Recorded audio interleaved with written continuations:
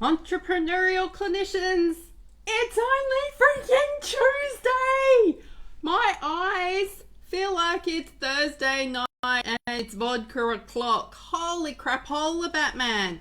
Now, I have been doing this online video conferencing thing since 2014, probably a bit earlier, and I thought that, my eye muscles and my video conferencing muscles were all going to be, match fit. I was wrong. Just feels like, wowzers. It's there's a lot of intensity going on with the whole video conferencing thing. And today I have had all the internets want to not work. So if this drops out, I apologize, but I am sick of bouncing around from service providers here, and seriously, it could happen again and I might just cry. Oh, okay. Tad frustrated, in case you haven't worked that out. I'm going to share something really awesome about a client. One of our fabulous consultants, Kylie gets on here often. Hello, Sister Adele. Look how curly my hair went. Who knew I had that in me? She was working with a young lady. She was a high schooler. Had a really serious car accident, and we did some fatigue management training with her and helped her learn how to maximize her cognitive capabilities, not from a neuropsych point of view, but just from an energy management point of view, so that she could do more with the energy that she had. And despite what all of the health professionals, including us, said, she has been able to complete post-school training, and she's about to start a job trial. I love it when our clients prove us wrong. But what also excited me today was that her and her care team have come back to us and gone, hey, can you guys do some refresher fatigue training with her so that she can take these principles that you taught her that got her through this study and apply them to her workplace. So high five us. I love the fact that we actually help people change their behavior, do good, and make the world a better place. And we can still be doing that even if we're doing it virtually and behind a computer screen. So a couple of things that have come up over and over again today for me. Right now, health professionals, if we are working virtually and we are learning how to do this not in a room, we can't really get it wrong because nobody really has this sorted. There's no right way to live through a pandemic. Most of us haven't had to do that before. Now, if you're watching from Singapore, you have some awesome opportunities to teach us. So I do have people from Singapore who are a part of this community. Love to hear how you guys have done it. Love to hear what it's like for you in your communities. You can get in touch with me via Messenger because I know many of you don't like being super public, but you know what? You guys have had to do this more than once, but most of us have not lived through a pandemic. Robin Custer, hey, you're awake. Woohoo! Or is it, does that mean you're having trouble sleeping? Anywho, so you can't get how do I live through a pandemic wrong because we're kind of writing the manual as we go. And if you've never worked from home before with children around you and your husband or your partner or your significant other in the other room, and there's a pile of washing everywhere, or maybe all the washing is done. We've never done this before. So permission to cut some slack today and go, this is just different. We've got to stop thinking, I wish it could be like it was 4 weeks ago. I wish it could be like it was 4 weeks ago. That's actually keeping us stuck in being able to move forward and do things productively. I get it. I miss reliable internet. No, that wasn't really a thing for me, was it? I miss the way my work world was. I miss the way my marketing used to be. I missed my church services. There's lots of things that I'm missing and that I'm grieving and that I wish could go back to the way it was.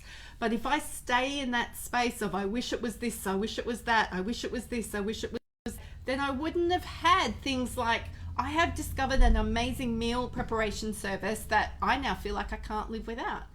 I wouldn't have sewn buttons back on pants because I really want to wear them, because I would have just put it in a pile and waited until I could go somebody and get them mended. I wouldn't have found gorgeous creatures in my garden and look at the amazing life that's being created out there.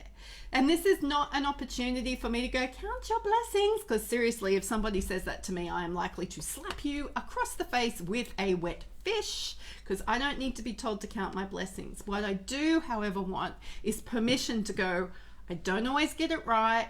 I don't often know what I'm doing, and if I turn up to a video conference call with you looking bleary-eyed and horrible, it's probably because I haven't been taking my own advice around glare management, and I've had the light in the wrong spot, thinking that just in a moment I will move it. There we go.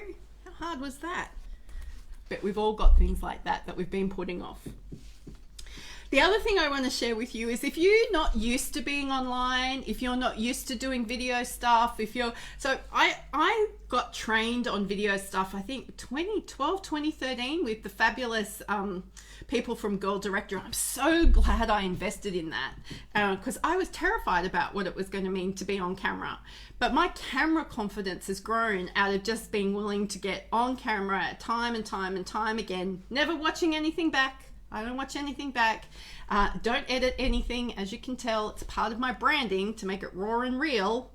That way I don't have to edit anything.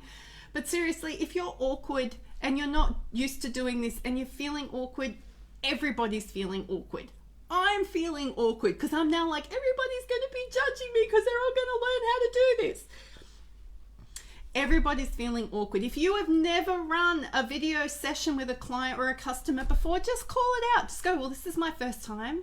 Maybe we could even start saying I'm a video conference virgin. By the end of this, we won't be. So if you're feeling awkward, you're feeling uncomfortable, if it doesn't sit right, you've got to grow into this. The first time you walked into a treatment room with a real client, the day they said, you get to work with clients without supervision, none of us felt comfortable that day either. I still remember going, wait, what? You're kidding. No, you can't leave me here. What if I break this person? And I still have moments like that going, who said I could do this work? So trust in your process. You've got this. We've got this nailed. We've got this sorted. So if you or someone you know needs a little bit of a pep talk today about how the fact that most of us don't know what we're doing, a lot of really experienced, seasoned, exceptional health professionals are trying to work out which button to press and how do I get the Zoom background on and what the hell is Zoom and how do I get my microphone to work. We're all working it out. We are all working it out. But you know what I know to be true?